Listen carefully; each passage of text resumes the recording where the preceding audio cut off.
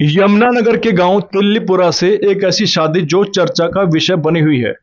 आखिर ऐसा क्या था इस शादी में?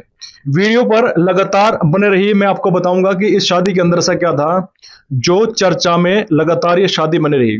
तो मैं आपको बता दूं कि चौधरी सतीश तिल्लीपुरा के रहने वाले, जिनकी पुत्री का नाम अर्षा है, उनकी पुत्री की शादी नकुड़ विधानसभा के गांव रणदेव में विशाल, जो कि एक सॉफ्टवेयर इंजीनियर है नोएडा दिल्ली के अंदर, उनके साथ हुई। और इस शादी के अंदर से खास बात क्या थी तो वो भी मैं आपको बता दूं कि ये एक ऐसी शादी थी जिस शादी के अंदर कोई भी एक रुपए का, एक पैसे का लेन देन नहीं था, लेकिन फिर भी यह शादी चर्चा में क्यों रही। तो दोस्तों लगातार वीडियो पर बने रहिए, आखिर इनसे बातचीत करेंगे। जो ओम सिंह जी है, बताइए सर क्या हुआ। नमस्कार जी। ये देखिए, हम संत रामपाल जी महाराज से जुड़े हुए हैं जी जी। पिछले कम से कम 12 सालों से जी। और हमारे गुरुदेव की ये प्रेरणा है, उनकी ये अवधारणा है कि हमारा समाज जो है ये दहेज मुक्त हो, नशा मुक्त हो और सभी तरह की बुराइयां जो हैं वो समाज से समाप्त हो। तो उन्हीं के निर्देशों का पालन करते हुए और उन्हीं की इच्छा के अनुरूप हमारे मतलब मन में दो, हमने बड़े बेटे की शादी भी, जबकि वो हमारे जो रिश्तेदार हैं आए हुए हैं यहाँ पे, वो सत्संग से नहीं भी जुड़े हुए थे, लेकिन फिर भी हमने उसमें भी 1 रुपया भी नहीं लिया। ठीक है, जिसने अपनी बेटी पाल पोस के दे दी है, सबसे बड़ा धन है। ठीक है जी। और हमारा मानना यह है कि परमात्मा के, ऊपर वाले के देने से ही आदमी के काम पूरे होते हैं, उसी से पूरा पड़ता है। दान लेने से, लेने की नियत नहीं होनी चाहिए, देने की नियत होनी चाहिए इंसान की। और परमात्मा हमें अगर सक्षम बनाता है तो उसका हमें आभारी होना चाहिए। ठीक है। दहेज की प्रथा के कारण समाज में बहुत सारे आप देख रहे हैं, दिन रात रिश्ते बिगड़ते हैं, लोग अपनी लड़कियों को बड़ी मुश्किल से शादी करते हैं, बोझ समझने लगा है समाज। दहेज की वजह से लड़कियों को बोझ समझा जाने लगा है, जबकि हमारे गुरुजी कहते हैं लड़का लड़की दोनों बराबर हैं। और इसकी ऐसी पहल गुरुजी ने की और उसी का सम्मान करते हुए और उन्हीं की प्रेरणा से हमने ये दहेज रहित शादी की। और पिछली शादी भी हमने ऐसे ही की थी, हमने कोई 1 रुपया भी नहीं लिया और ना कोई सामान सुई तक नहीं लिया हमने। और हम यही चाहते हैं कि ऐसा ही एक समाज का निर्माण हो जो हमारे गुरुजी की इच्छाओं के अनुरूप हो। अच्छा, ये बताइए, कुरुक्षेत्र के अंदर जो शादी हुई, चर्चा का तो विषय लगातार बनी, हम भी सुनकर आए, क्योंकि एक खुद भी चर्चा का विषय है। तो अगर आप चाहते तो मांग कर सकते थे, क्योंकि आपकी बिरादरी में है भी, अगर आप कार की भी डिमांड करते तो वो भी आपकी पूरी हो सकती थी। तो जो आपने प्रेरणा मिली, क्या सत्संग में जाकर आपको प्रेरणा मिली? जी बिल्कुल, सत्संग में जाके प्रेरणा मिली, सत्संगों से ही ये प्रेरणा मिली है।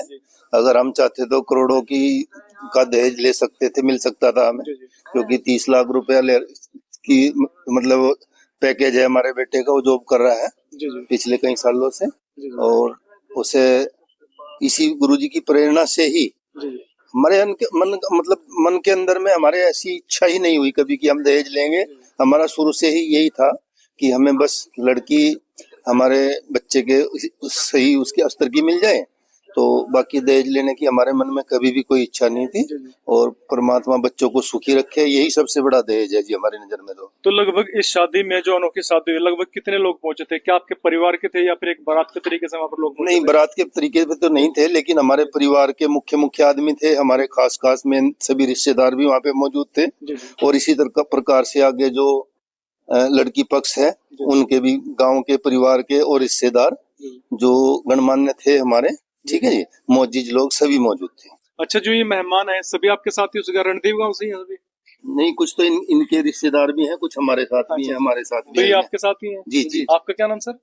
नमस्कार सर, मेरा नाम लोकेश कुमार। तो सर, जैसे कि इन्होंने बताया कि हम संत रामपाल जी के अनुयायी हैं, क्या आप भी उनके साथ जुड़े हुए हैं? सर, हम भी 2014 से संत रामपाल जी महाराज से जुड़े हुए हैं और उन्हीं की प्रेरणा से हम अपने सभी कार्य करते हैं। और उसी के परिप्रेक्ष्य में आपने देखा है, जैसे दहेज मुक्त शादी हुई है, जिसे हम रमैनी कहते हैं उस भाषा में, ये हुई है। जैसा आपने एक चीज देखी होगी, बहुत से लोग होते हैं जो कहते हैं कि हमने दहेज नहीं लिया शादी में, जबकि वो गाड़ी भी लेते हैं और सामान भी। सर, ये भी तो होता है कि माँ बाप तो हर कोई चाहता है कि अपने बेटे को कुछ न कुछ देता है, तो इन्होंने भी कुछ न कुछ दिया, वही आपने मना कर दिया था। सर देखिए, हो सकता है, देने की इच्छा सभी रखते हैं अपनी बेटी को, लेकिन संत रामपाल जी महाराज दोनों पक्षों को साथ में लेके चलते हैं और पहले ही कहते हैं देखो ना आपको दहेज देना है ना आपको दहेज लेना है।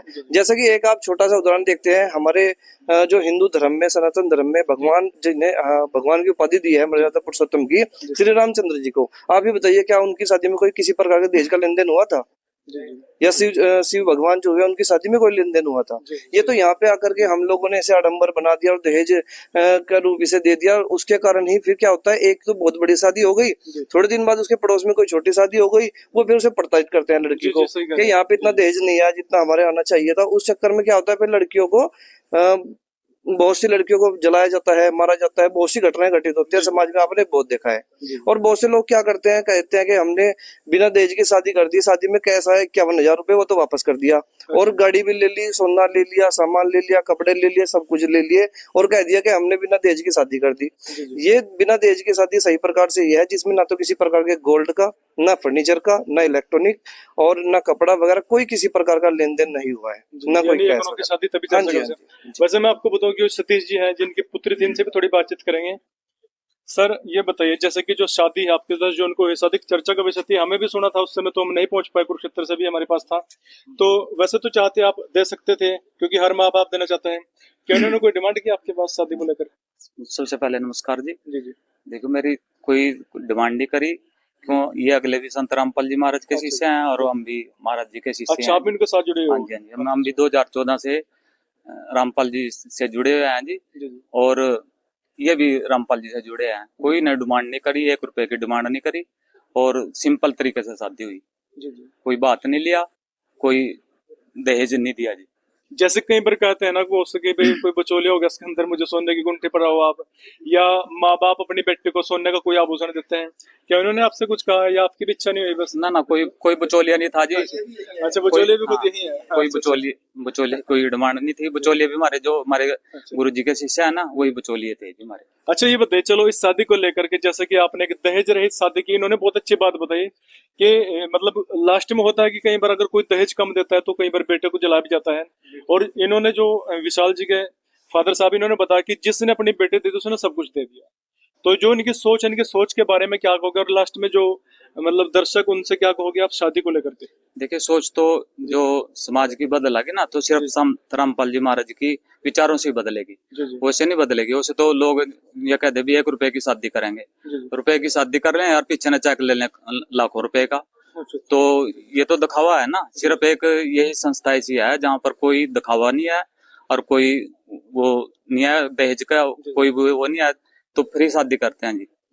कोई सोना नहीं, कोई चांदी नहीं, और लड़कियों को भी सिर्फ 2 ही जोड़े दिए जी। अच्छा जी। हाँ जी, कोई लड़की ने कोई श्रृंगार नहीं करा, कोई टूम नहीं पहरी, कोई सोना नहीं पहरा जी। तो दोस्तों मैं आपको बताऊं कि 10 जून को हुई शादी पूरे यमुनानगर में एक चर्चा का विषय थी, क्योंकि आपको बताऊं कि जो विशाल है सॉफ्टवेयर इंजीनियर, अगर चाहते तो लाखों की मांग कर सकते थे और उनकी मांग पूरी भी होती, लेकिन उन्होंने 1 रुपया, जैसे कहते हैं ना अभी, जैसे कि उन्होंने बताया 1 रुपए की भी डिमांड नहीं की, दहेज रहित शादी की। और साथ ही जैसे कि उन्होंने बताया कि आश्रम रामपाल जी के साथ जुड़कर उनके जो अनुयायी हैं उनसे प्रेरणा मिले, और साथ ही उन्होंने बताया कि इस प्रकार की जो शादी है समाज में भी अन्य लोग करें, ताकि बेटे को किसी प्रकार की कोई प्रताड़ित ना करे और ना ही उसे किस प्रकार का कोई दुख हो। तो दोस्तों आपसे तो चाहेंगे वीडियो को ज्यादा से ज्यादा लाइक कीजिए, शेयर कीजिए, कमेंट कीजिए, और साथ ही जो इनके विचार थे, इनके विचार आपको कैसे लगे इसको भी आप जरूर बताइए। नमस्कार, धन्यवाद।